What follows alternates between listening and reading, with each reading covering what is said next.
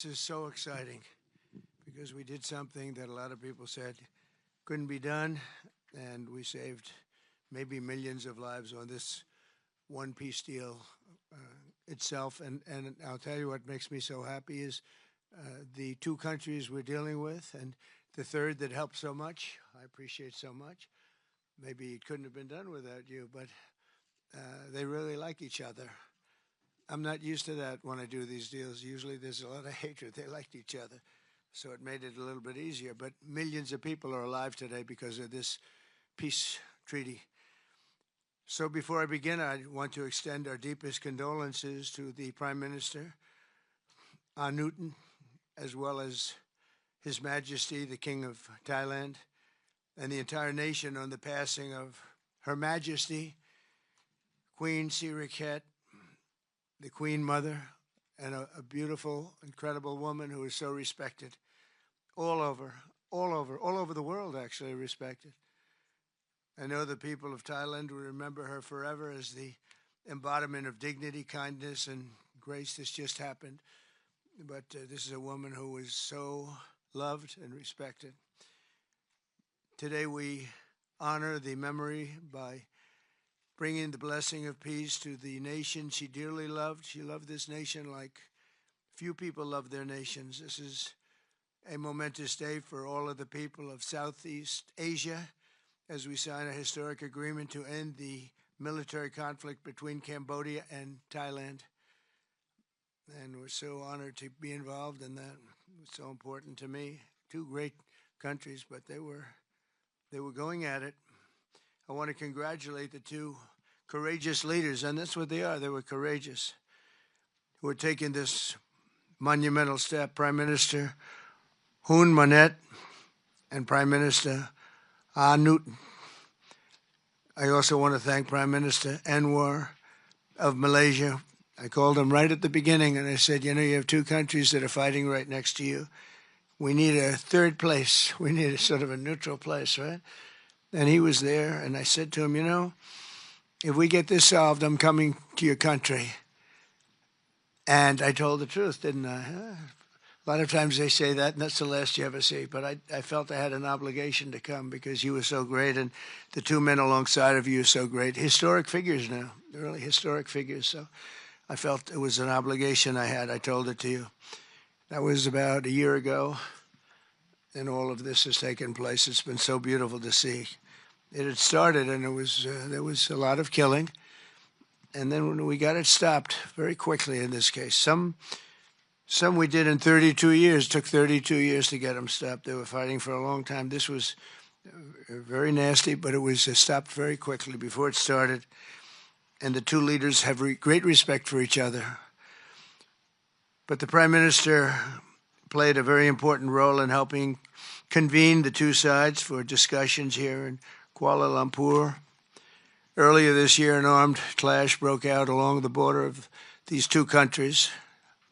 Really ancient countries by most standards. They've been long time, tremendous cultures, resulting in numerous deaths and thousands and thousands of people displaced from their homes. It was starting because of America's strong commitment to stability and peace in this region and every region where we can do it. My administration immediately began working to prevent the conflict from escalating. I held phone calls with both leaders. I was actually at Turnberry in Scotland when I did this. And we had a lot of phone calls, the three of us and then the four of us. We had a lot of phone calls. It was a beautiful day. I remember how beautiful it was. Turnberry is a great place, but I said, this is much more important than playing around the golf. So we sat there all day long making phone calls, and it was amazing the way it came together very quickly. I mean, really very quickly. You caused me very good entertainment. I could have had a lot of fun, but this is much more fun for me than anything having to do with almost anything, because you're saving people and you're saving countries. But ask them to choose the path of prosperity and peace over needless bloodshed and war. At the end of July, after extremely productive discussions, we reached a ceasefire agreement.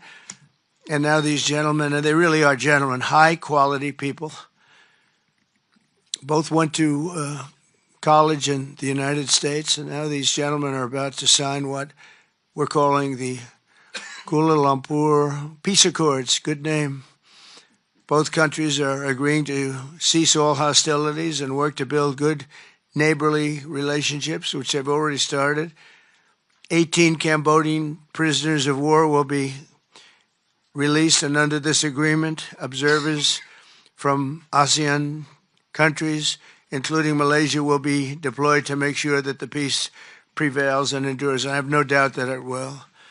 We have another situation like that right now in the Middle East, and Gaza. You might have read a little bit about Gaza, and that's another one we're very proud of. But we have a lot of people watching that. A lot of people. I think this is a much different kind of a thing. The two countries are getting along really well.